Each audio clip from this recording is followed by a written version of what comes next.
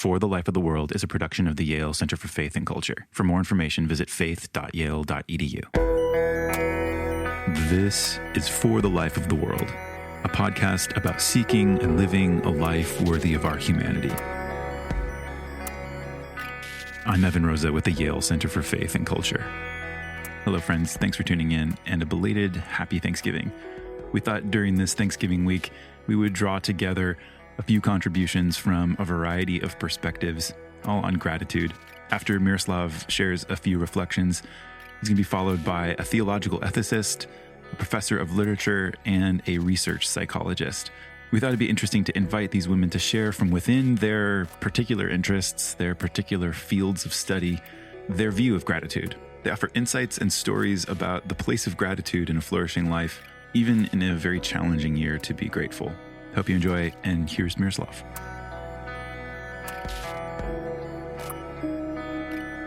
My dear friends, as we approach the end of the year and as we reflect on the unexpected turns 2020 has brought upon us, we at the Yale Center for Faith and Culture, we are thankful for you and for your support as you've listened and shared the show, as you have responded with comments and thoughtful reflections.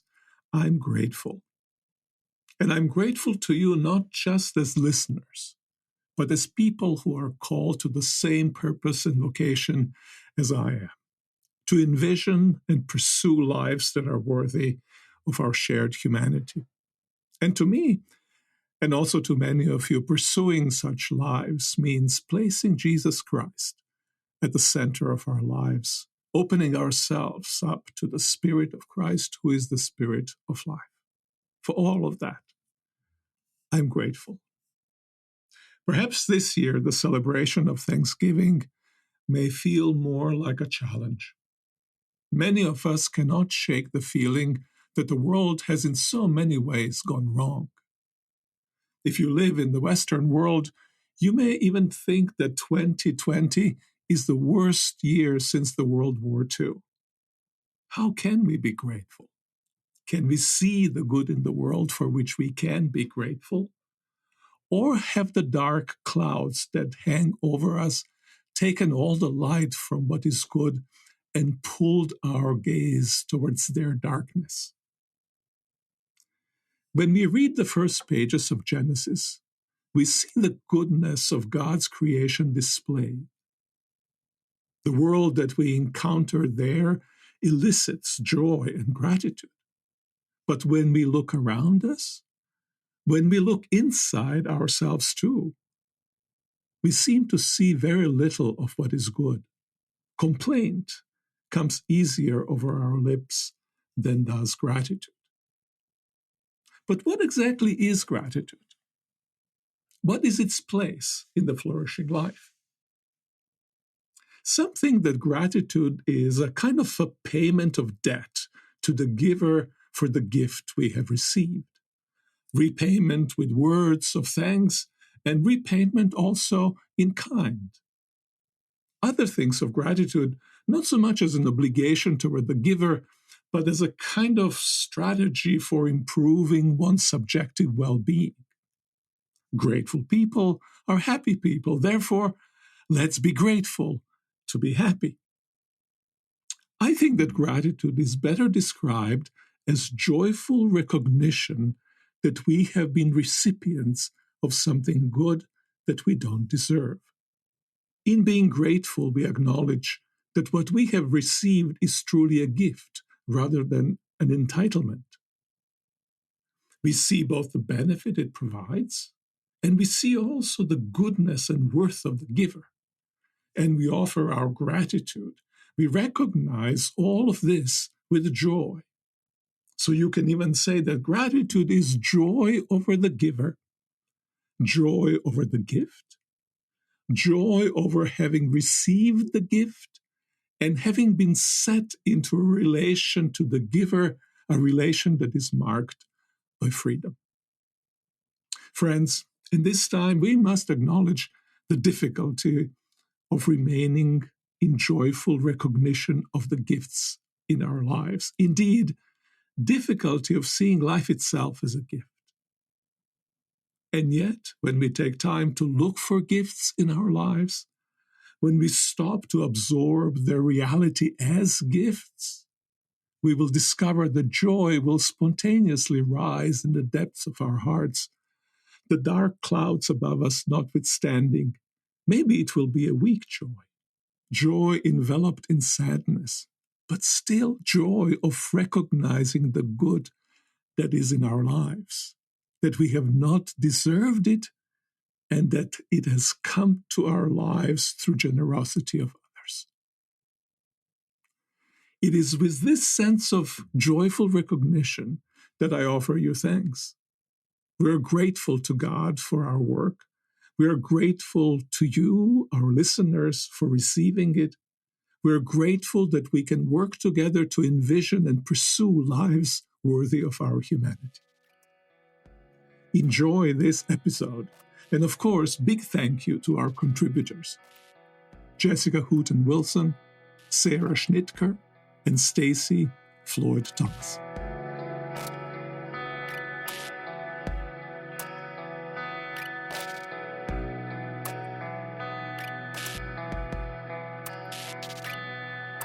I'm Dr. Stacey Floyd-Thomas, and I am the E. Rhodes and Leona B. Carpenter Chair and Associate Professor in Ethics and Society at Vanderbilt University.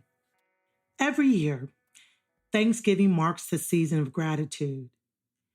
Yet in the midst of a viral pandemic and the accompanying pandemonium marked by racial violence, political unrest, and lack of religious fellowship, it may seem insensitive, inconceivable, or even impossible to consider now a moment to express and exchange a spirit of gratefulness. But as a matter of fact, it's trying times like these which should actually deepen our sense of gratitude and help us emerge stronger, which is the very essence of Thanksgiving's infamous origins. By most accounts, the genesis of the holiday grew out of a time of horrific hardship and hatred cloaked throughout our history and later portrayed as hospitality exchanged between the native inhabitants and the white Puritan settlers on Plymouth Rock. Interestingly, it was declared a national holiday in the middle of our country's darkest hours of the Civil War. And then it was permanently placed on the fourth Thursday of November as the nation found itself in the throes of the Great Depression. While psychologists have long said gratitude is an act that informs an attitude that leads to wellness, ethicists, taking our cue from Immanuel Kant's doctrine of virtue, know that gratitude is one of the three primary ethical duties of love towards others. However, nowhere in Kant's writings does he provide a justification for the claim that gratitude is a duty. Why is that? Could it be because gratitude keeps everything, especially our lives, loves, and yes, losses, in perspective? Cultivating gratitude keeps us free of entitlement and appreciative of what Martin Luther King called the fierce urgency of now. Given so much that has been lost in our contemporary era, this moment in time has forced us to slow down and focus on what matters most, not only so we can survive, but especially so we one day may thrive. So despite what may seem grim in this moment, redeem now as a holy time. Thanksgiving as a holy day of gratitude rather than a holiday. Try gratitude as not merely a disposition, but an essential duty of defiance and determination that keeps us bound to our first duty, to care for one another by loving our neighbors as our very best selves. And in the words of Maya Angelou, let gratitude be the pillow upon which you kneel to say your nightly prayer. And let faith be the bridge you build to overcome evil and welcome good. Godspeed and blessings of gratitude.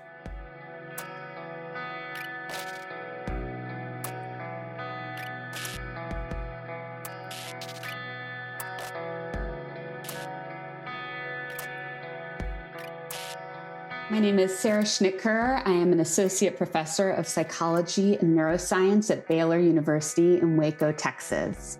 It's Thanksgiving week. It feels a little odd in 2020. There are a lot of tragedies that we are mourning this year. My husband runs a nursing home, and they've had several different outbreaks of COVID-19. My father-in-law also passed away very unexpectedly this year of a heart attack. I miss being with people and engaging celebrations for the important things in life. However, despite all these losses, we do have so much to be grateful for, even during these hard times. And a practice that my family and I have engaged this year throughout all the challenges we've experienced is a nighttime ritual for tucking my daughter into bed. She's 4 years old.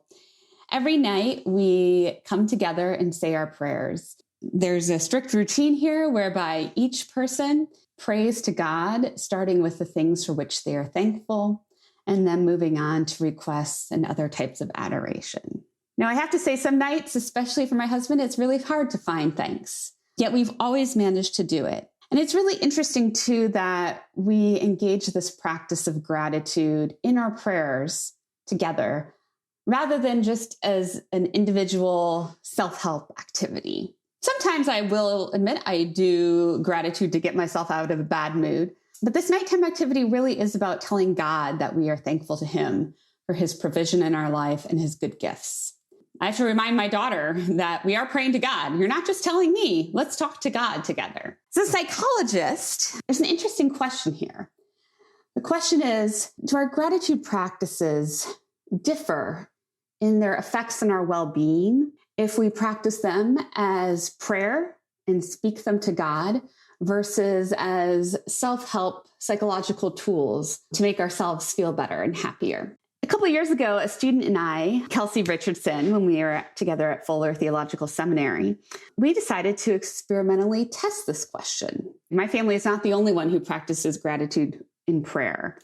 We wanted to see, though, if gratitude practiced as prayer was different from other more secular forms of Thanksgiving. And we had hypothesized that framing gratitude as prayer would actually amplify its well-being effects based on the previous literature. We had just under 200 undergrad participants join our study, and they wrote 10 things for which they were grateful once a week for 5 weeks. Now, everyone wrote their gratitude list, but participants were randomly assigned to one of 3 conditions.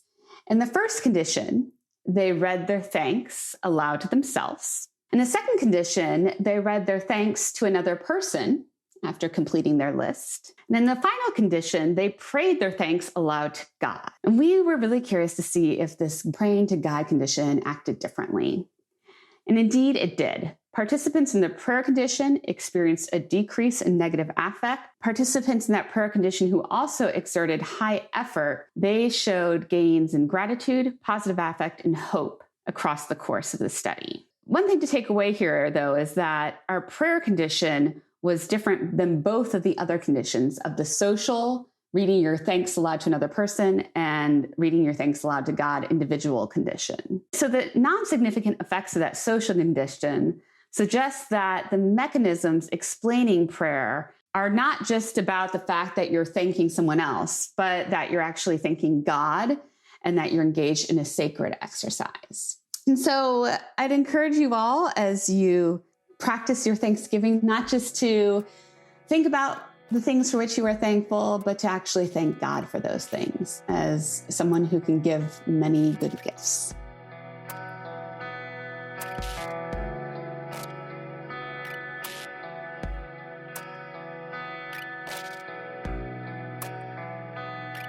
I am Jessica Hooten Wilson, the Louise Cowan Scholar in Residence at the University of Dallas in the Department of Classical Education and the Humanities.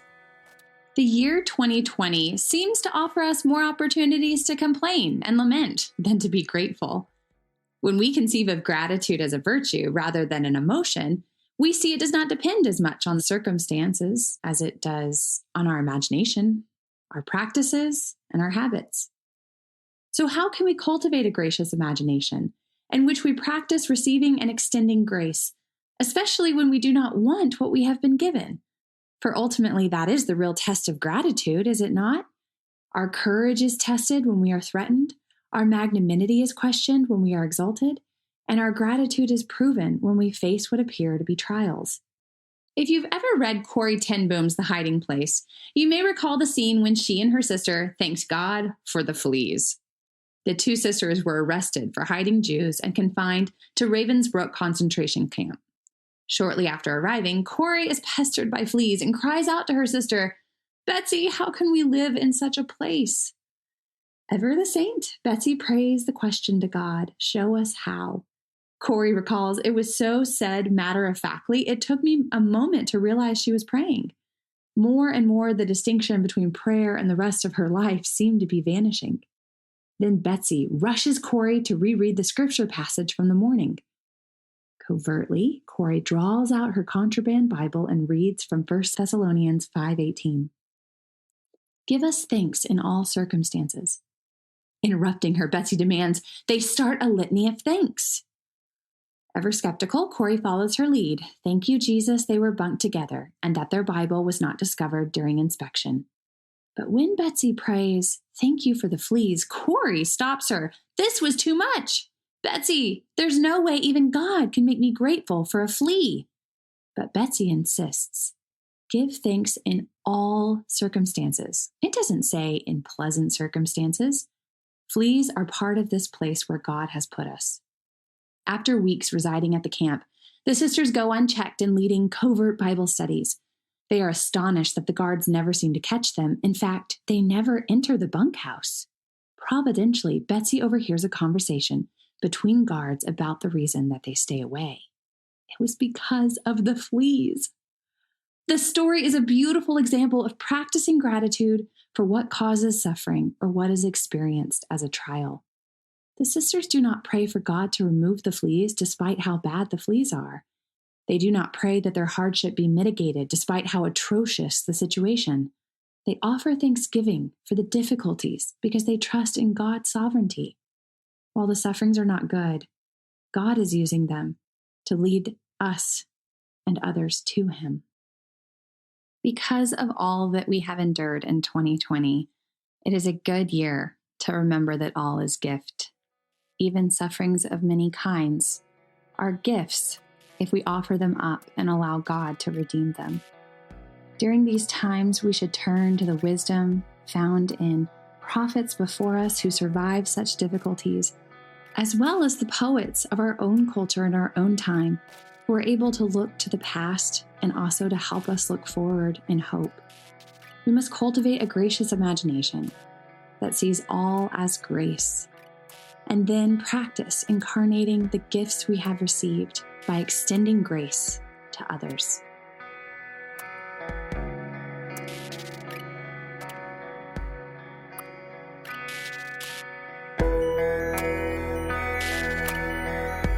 For the Life of the World is a production of the Yale Center for Faith and Culture at Yale Divinity School. This episode featured theological ethicist Stacey Floyd-Thomas, research psychologist Sarah Schnitker, literary scholar Jessica Hooten Wilson, and theologian Miroslav Volf. I'm Evan Rosa, and I edited and produced the show. For more information, visit us online at faith.yale.edu.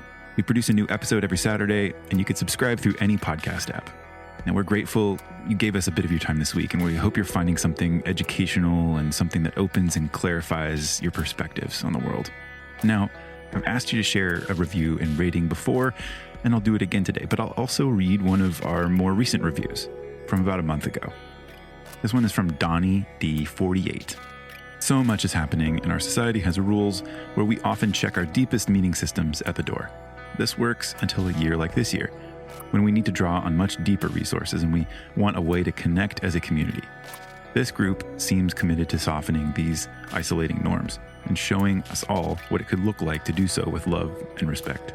Well, thanks, Donnie, for this review. Now, if you listeners have time today, we'd ask you to rate and review the show as well. It helps us to get the show out to even more listeners. It gives us a sense for what's worth talking about, what parts of the show are meaningful to listeners, and how to improve. Thank you for your support and for listening. We'll be back next week.